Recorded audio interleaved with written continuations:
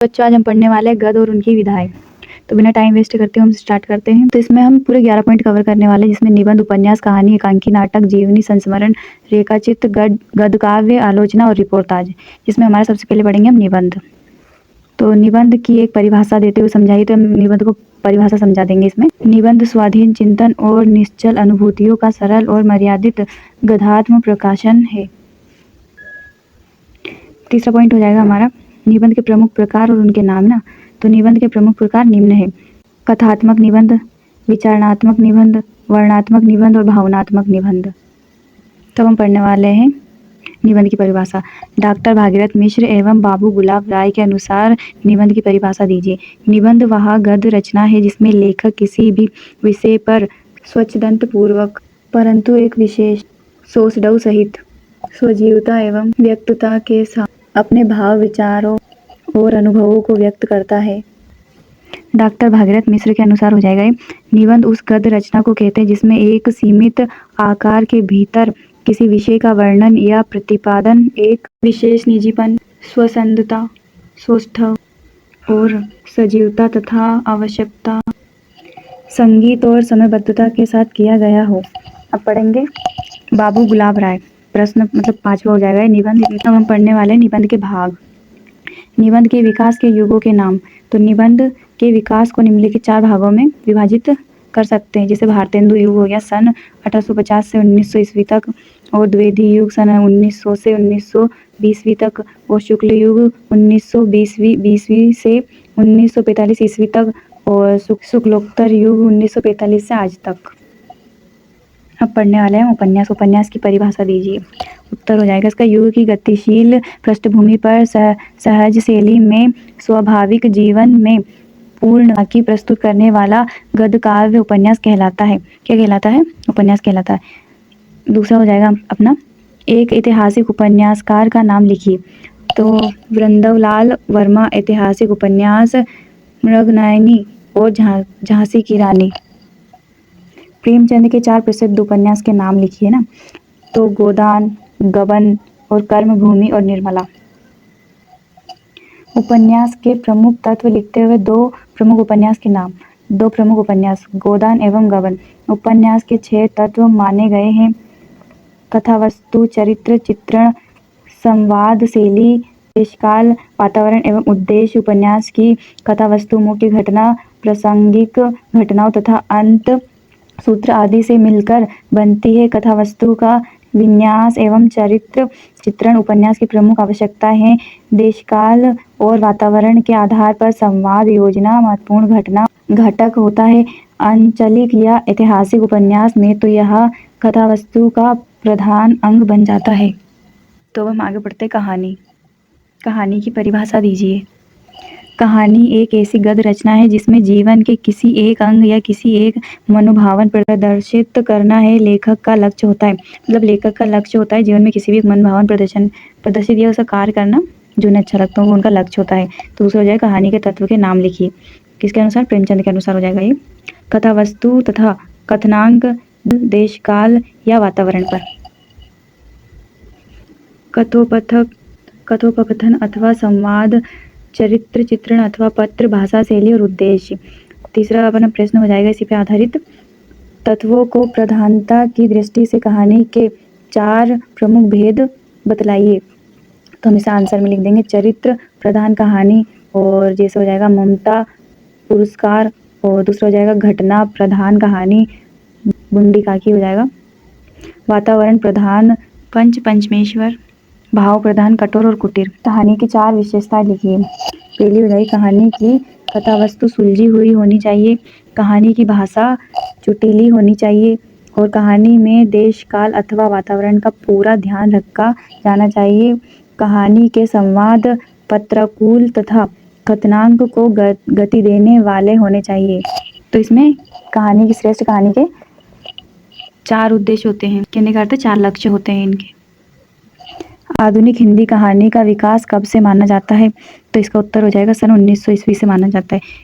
कहानी के युगों के नाम लिखना है अपने को इसमें।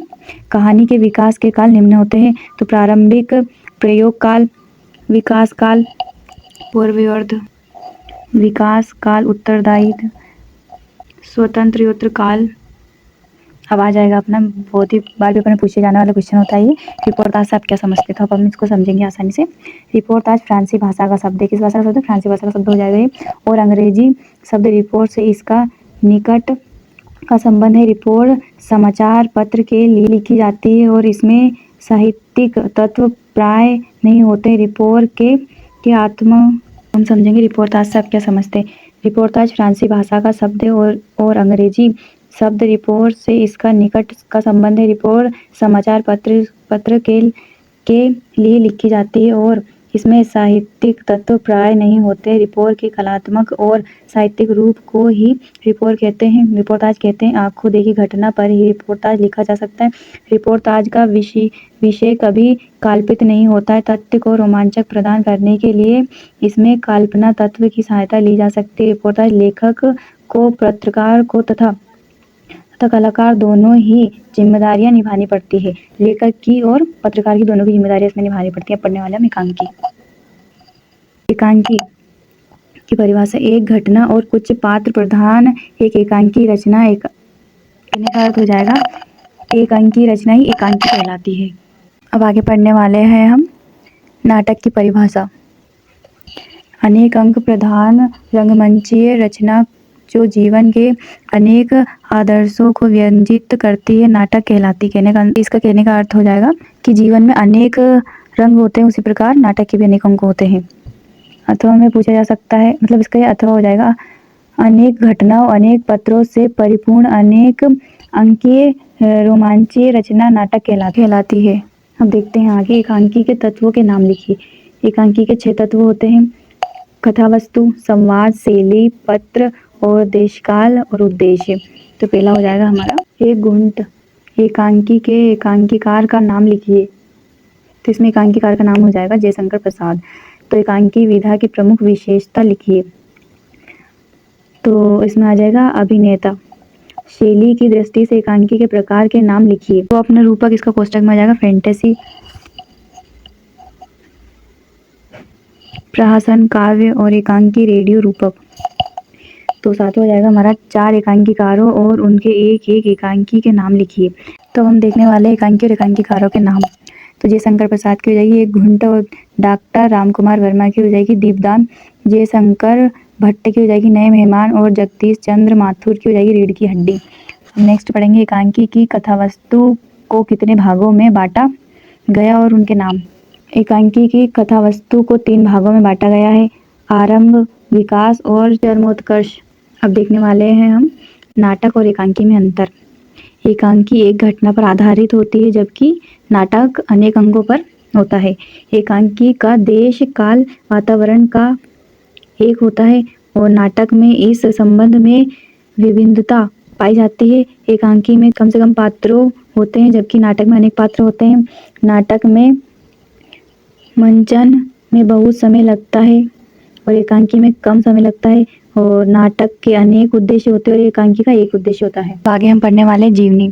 जीवनी की परिभाषा।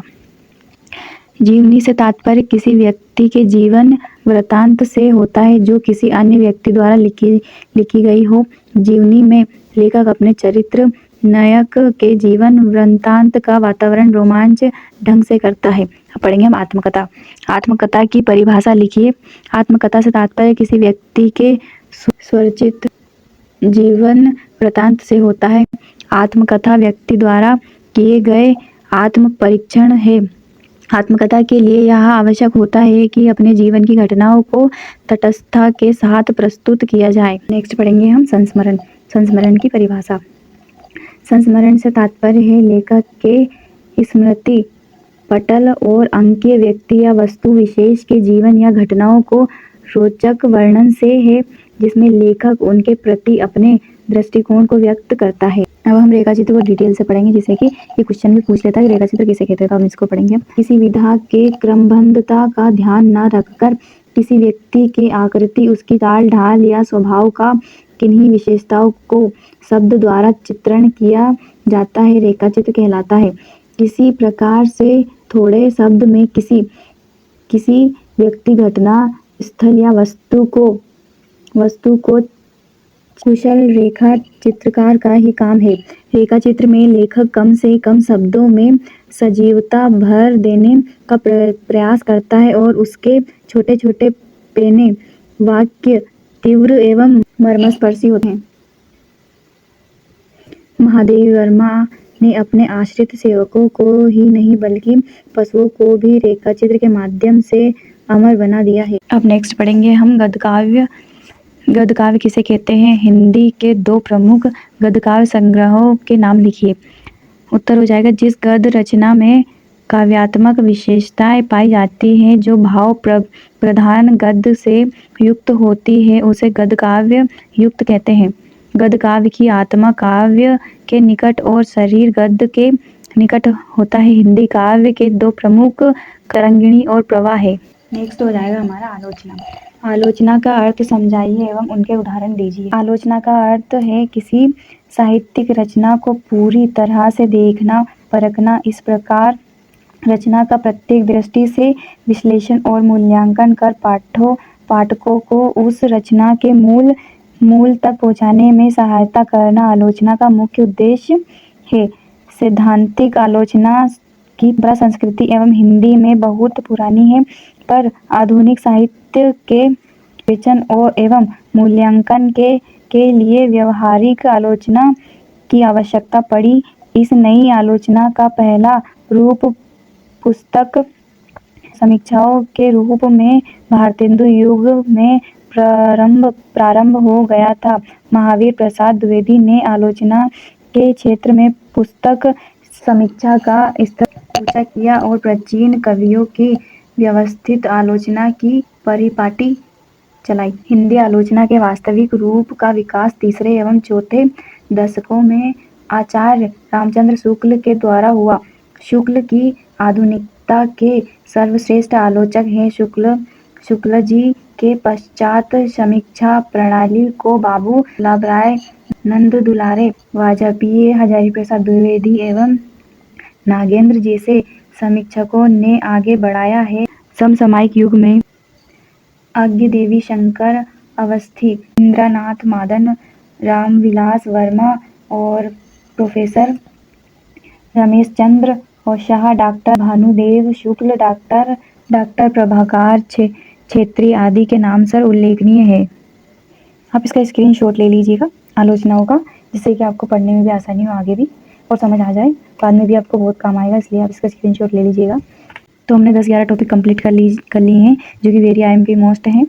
ये पेपर में पूछे जाने वाले प्रश्न, जैसे कि पूछा जाता है कि नाटक एकांकी में अंतर बताइए, तो अभी हमने कवर किया है, तो वैसे ही आप कर लीजिएगा। आई होप कि वीडियो आपको समझ में आई हो। अगर आपको नेक्स्ट किसी टॉपिक पर वीडियो चाहिए तो मुझे बता दीजिए, मैं बनाने की कोशिश करूँगी। तब तक हम मिलते हैं नेक्स्ट वीडियो, तब तक के लिए बाय बाय।